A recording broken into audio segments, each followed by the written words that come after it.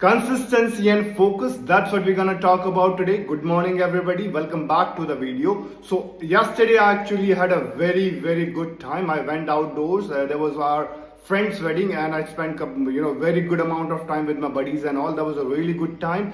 I wanted to spend more time at the night, but I could not that day, and I feel sorry for myself. Nobody else. I could not enjoy more, and that was it. So, one more thing I want to tell over here is past.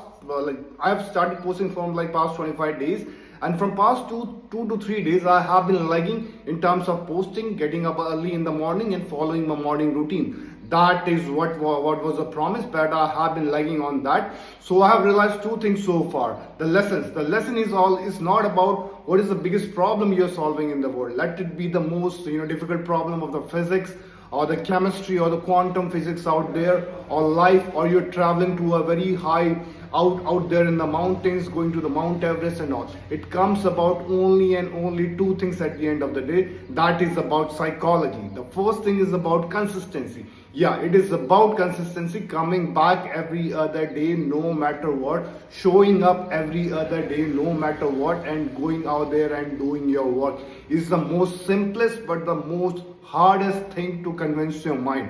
And that is where most of the people lose. I'm the live example, which is I'm experiencing every day. Second thing is about focus.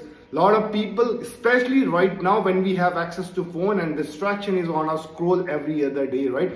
Every second of the day you can go out there and do the scroll, and you will lose the ability to defocus and work on something for a longer period of time. Guaranteed, because that is how the business model of all these social media platform works. They sell cheap dopamine. That is their business model. That's how they earn money, and we spend, and nothing is free in the world, by the way, right? So coming back, the second thing is focus, and I'm struggling, and I promise myself to get back every day and focus.